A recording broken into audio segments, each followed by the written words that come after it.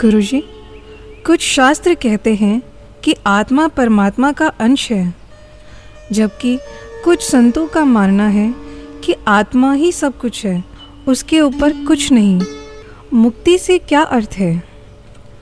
कुछ पंडित पुरोहित कहते हैं कि मृत्यु के बाद मुक्ति होती है, लेकिन मैंने कुछ संतों को पढ़ा है, वो कहते हैं कि जीवन में ही, मतलब शरीर में ही रहते हुए मुक्ति संभव है। कृपया शंका निवारण करें। जीव जड़ और चेतन की गांठ से बना है। आप सही कह रहे हैं कि विभिन्न शास्त्रों में संतों महात्माओं ने अलग अलग बात कही है, लेकिन अगर उसकी गहराई में जाओगे तो कुछ भी अलग ना लगेगा। आत्मा का अर्थ है स्व अथवा शुद्ध मैं, मन और अहम से रिक्त हमारा परम स्वभाव। जड़ और चेतन में मन रूपी गांठ के कारण ही जीव है। जब यह गांठ खुल जाए तभी आत्मा को जाना जा सकता है।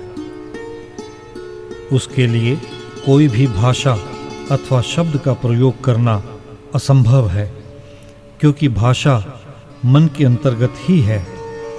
आत्मा जब मन अंतःकरण के साथ युक्त होती है तो वह जीवात्मा कहलाती है।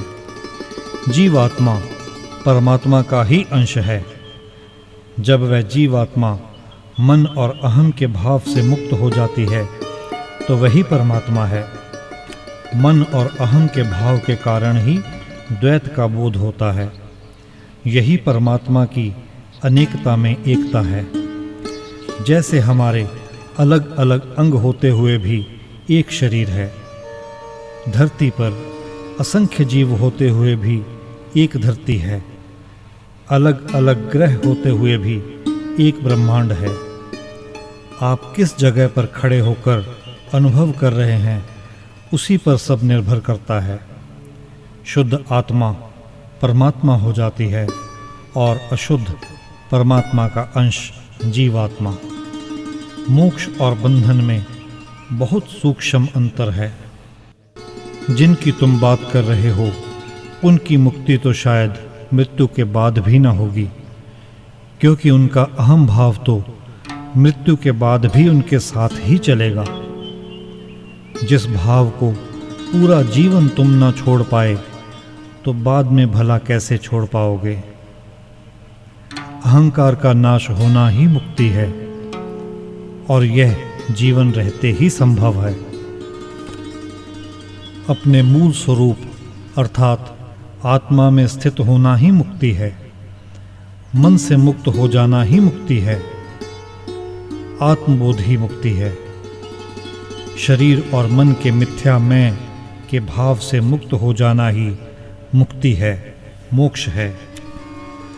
शास्त्रों ने बताया कि काम, क्रोध, लोभ, मोह और अहम पर काबू पा लोगे तो मुक्ति संभव है, लेकिन मेरे अनुसार केवल अपने अहम अर्थात मैं को ही जान लो, इसी से मुक्ति हो जाएगी।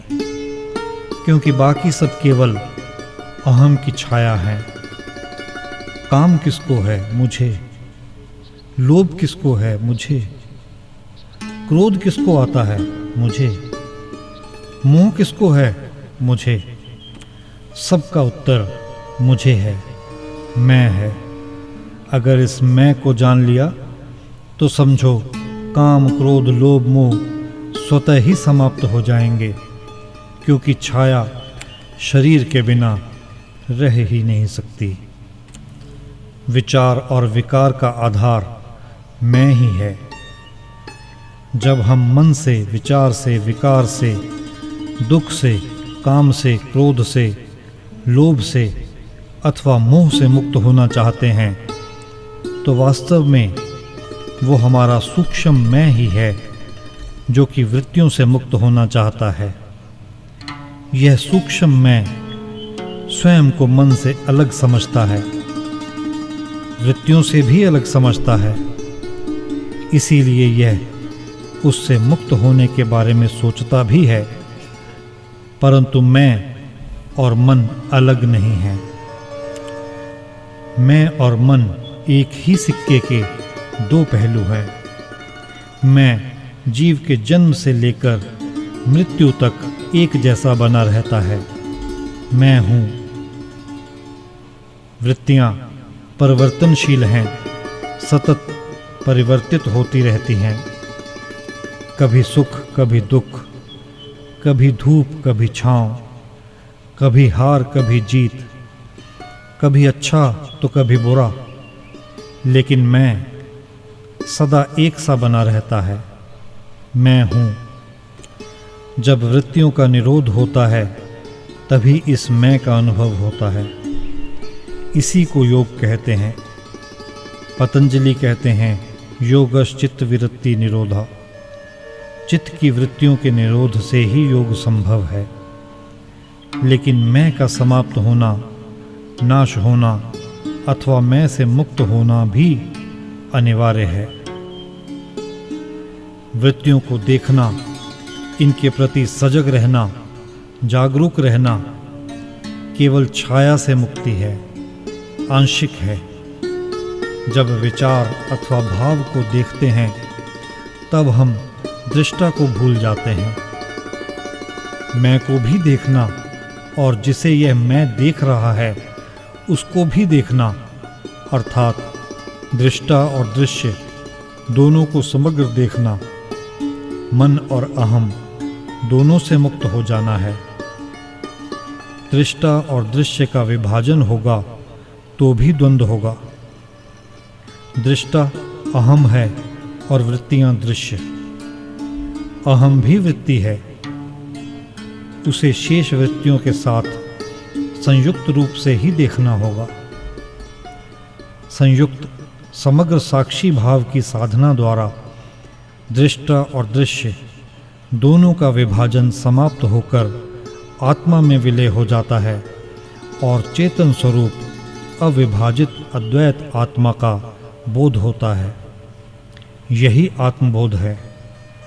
जब दृष्टा और दृश्य एक हो जाएं, आत्मबोध से ही मोक्ष घटित होता है। यही वास्तविक मुक्ति है, जहाँ दृष्टा और दृश्य आप ही हो जाते हैं।